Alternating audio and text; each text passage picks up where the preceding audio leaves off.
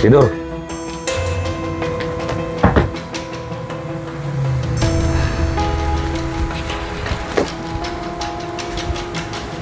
Saya akan bertanya, kita akan praktek apa yang Bang Hasan suka dalam ilmu gendam yang Anda tonton di YouTube. Anda ingin praktek apa? Permainannya. Saya akan ajarkan cara for healing. Pengen bisa ngobatin orang nggak? Pengen banget. Banget ya, for healing, cara menidurkan orang, terus setelah itu diobatin kan? Baik. Kedua, kepak molor. Molor. Ketiga, tipe beracun. Bukan. Oke? Iya. Ya, sebagai seorang guru, mengajarkan semaksimal mungkin. Tinggal kembali kepada Bang Hasan, manakah yang mau didahulukan? Iya. Menguasai mantranya, biarkan Tuhan yang berjalan, Iya. ataukah saya ingin mempraktekkan ilmunya pakai dengan mental yang kuat? Sering praktek. Oke? Oke. Ayo kameramen, kita akan mulai praktek dulu, baru kita akan bahas mantra. Nah, saya akan praktek ke Bang Hasan, nanti Bang Hasan pahami apa yang saya lakukan kepada Bang Hasan nanti praktek kepada anak saya. Paham ya? Kakinya luruskan. Ini adalah hipnoterapi for healing untuk pengobatan dengan daya energi gendam. Nah, setelah si pasien tertidur, dengan energi pasien tertidur, maka kita bisa melakukan dengan apapun. Bisa dengan ruqyah, bisa dengan hipnotis, bisa dengan tenaga dalam, bisa juga dengan bantuan jin. Bebas setelah itu. Yang penting bagaimana caranya si praktisi ini, si pasien ini, dia sleep. Nah, oke. Bapak tarik nafas. Pas dari mulut. Santai, rileks ya Pak ya. Berdoa sama Allah biar segala penyakit Bapak sembuh. Santai, rileks. Oke, bagus sekali. Atur nafasnya Pak. Bagus sekali. Oke, lebih tenang lagi. Tenang lagi. Oke, bagus sekali.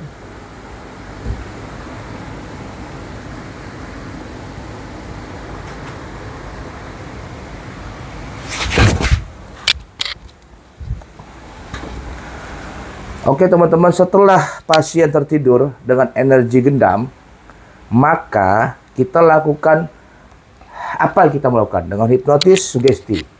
Dengan ruqyah, baca Quran. Ya, dengan tenaga dalam sepir. Nah, kalau punya Abu Jabar. Nah, kalau udah punya Abu Jabar, pakai Abu Jabar. Ya, dideteksi dengan Abu Jabar. Kalau jago Quran, baca ruqyah, baca Quran dengan ruqyah. Auzubillahi minasyaitonirrajim. Kalau udah hipnotis, kasih kata-kata sugesti untuk orang yang saya sentuh. Nah, jadi kalau si pasien sudah dalam keadaan begini, kita sebagai trainer, sebagai praktisi, sebagai tabib, maka bebas melakukan apapun sesuai dengan latar belakang Anda. Apa yang Anda pelajari sebelum belajar ilmu gendam. Bisa diaplikasikan.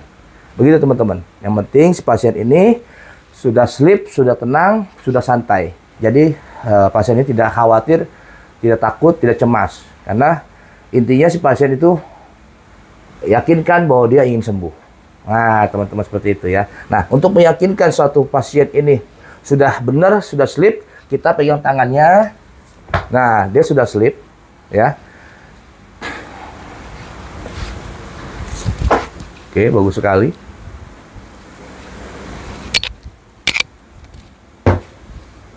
Oke.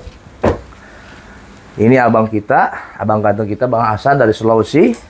Dia mengambil perguruan gendam level 4. Tujuannya bukan untuk begini dia, tapi pengen sugih. Untuk meningkatkan ekonominya, bisnisnya, supaya karirnya, profesinya semakin melonjak. Karena di level 4 lah Anda bisa mendapatkan kecukupan dalam duniawi. Ya, gitu teman-teman. Bangun.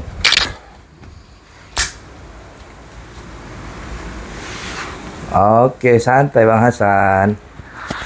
Oke, Bang Hasan bisa cerita bagaimana itu ketika Anda sleep? Apa yang Anda rasakan, energi apa yang ada energi yang masuk atau gimana? Ya. Enak aja tidur. Enak aja. Enak. Tapi dengarnya suara hati itu dengar jelas. Ya. Terus apa yang terjadi? Lemesnya dapat? Lemes. Nah, Ya? lemes. Nah, itu yang akan terjadi sama klien Bang Hasan. Korban Bang Hasan. Pasien Bang Hasan nanti. Nah, kira-kira tadi ketika saya lakukan pada Bang Hasan bisa nempel di pikiran, bisa melakukan itu? Bisa dong. Ya. Kalau enggak nanti dilihat video ini. Oke? Oke. Sekarang yang kedua, bangun Bang Hasan. Nah, apa yang saya lakukan Bang Hasan nanti Bang Hasan praktekkan lagi nih. Ya? Oke. Nah, teman-teman, kalau Bang Hasan pengen praktek apa lagi? Tepak mulut. Tepak ngulur. Tidur.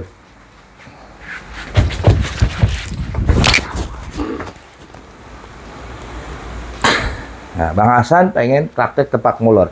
Kalau hipnotis, rasakan dan bayangkan. Oke? Sedangkan gendam nggak perlu begitu. Itu perbedaannya gendam dan hipnotis. Ya. Tepak ngulurnya berbeda. Kalau gendam nggak perlu cakap banyak, tapi ingat, nggak boleh mikir, nggak boleh punya rasa kasihan.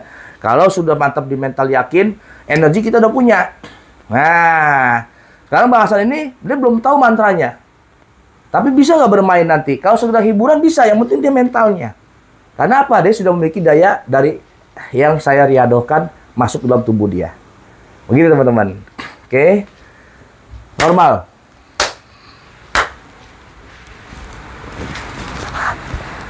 Oke, bisa ceritakan Bang Hasan ketika ditepuk apa yang Anda rasakan? Oleng.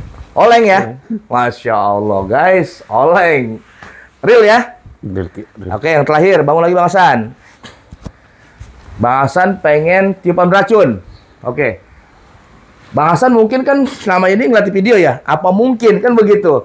Nah, sekarang kita akan buktikan bagaimana energi dalam tubuh saya ini beracun. Keluar racunnya itu mengalahkan racun kobra dan corona.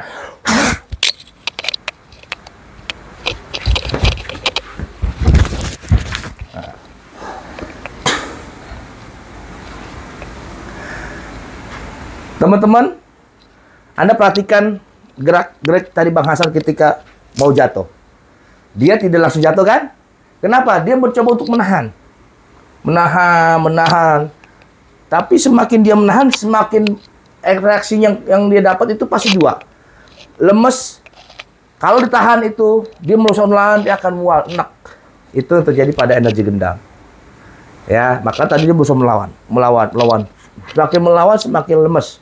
Nah, kalau ditahan terus, dia akan menutup pernapasan kita. Itu akan terjadi mual. Biasanya reaksinya muntah. Tapi akhirnya karena dia lemes, dia nggak kuat nahan, dia pasrahkan akhirnya. Itu sensasi yang terjadi ketika si target kena tiupan beracun. Ya elah, karena racun yang dalam kibaja ini melebihi bisanya kobra dan corona, guys. Seperti yakin pasal saya wujud. Normal.